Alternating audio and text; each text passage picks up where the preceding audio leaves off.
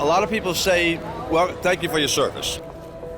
With Vietnam vets, in my opinion, the best thing is to say, welcome home. It's a great day, it's a great event. I'm here with one of my triplets, my 12-year-old son who wants to be a Navy aviator. Going to keep the history going because, unfortunately, just too many people forget. The guys from Korea are mostly gone now, and the guys from Vietnam are getting older. Those are some big shoes to fill, but it's also inspiring. Being able to look back and reflect is good for not only people who experienced it, but for future generations. We're respecting the POWs because this is the 50th anniversary. I learned it from my mom. I was 6 years old, living in Coronado, when the POWs came home. POWs were one of the few groups of Vietnam veterans that were actually celebrated, but not all the Vietnam veterans were. It's time that we recognize all of them.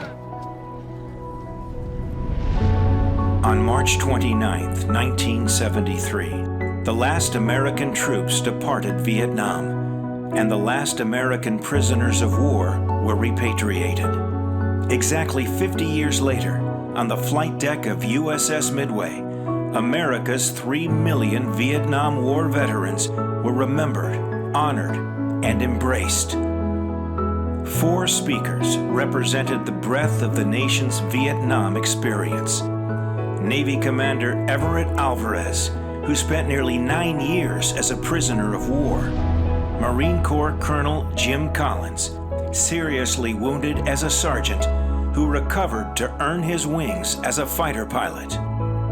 Roy Knight, who was the young son of an aviator missing in action, a story 5 decades in the telling. And a little Vietnamese girl whose new life began as America's war ended. Courtney Harmon was only 8 years old when the North Vietnamese invaded Saigon in '75. Along with her family, they made the miraculous escape and were flown by military helicopter right here. As we landed on the Midway, the scene was chaotic. I remember seeing so many American sailors. Some were helping the elderly, some were caring for the injured, and some carried babies. Their dedication, bravery, and sacrifice made it possible for my family and me, along with so many like me, to be able to realize the American dream.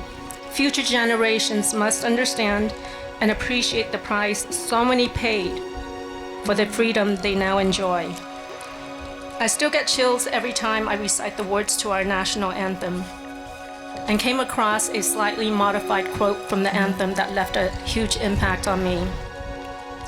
Land of the free, because of the brave. And I would like to add to that quote, Midway. Even as Courtney began a new life in America, Roy Knight was still awaiting word of a father missing since 1967. 3 more decades would pass, but America would not forget her fallen. Dad's homecoming happened in August of 2019. Wherever we went, there were people coming up to the streets with their hands over their hearts and their hats off their heads.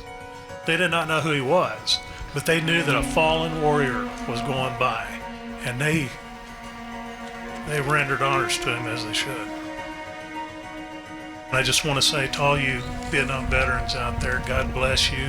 Welcome home. On this special day, there would be one final tribute, a shining moment of remembrance dedicated to the men and women who made the ultimate sacrifice in Vietnam and their fellow veterans who have since passed away. Jim Collins and Everett Alvarez spoke of and directly to their compatriots. They didn't have an event like this.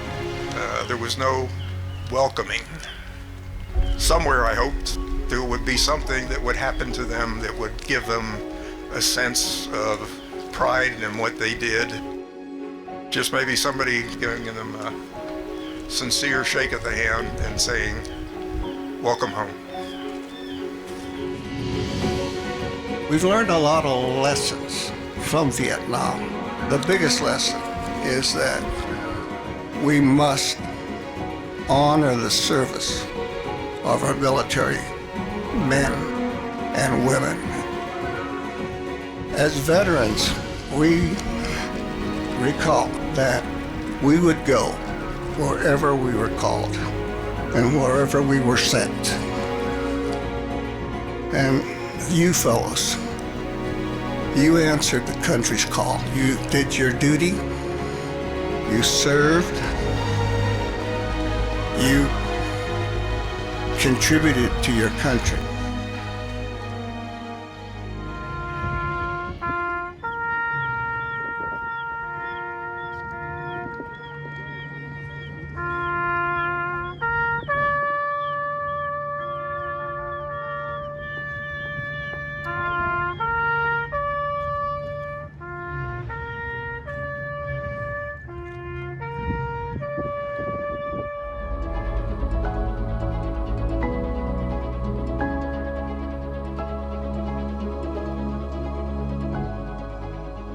Almighty God, as we depart the flight deck of the USS Midway, where missions were launched to fight for freedom, and where Vietnamese refugees tasted freedom for the first time and became fellow citizens, let every veteran of our nation's armed forces feel truly and appropriately honored by the attention and appreciation by their fellow citizens.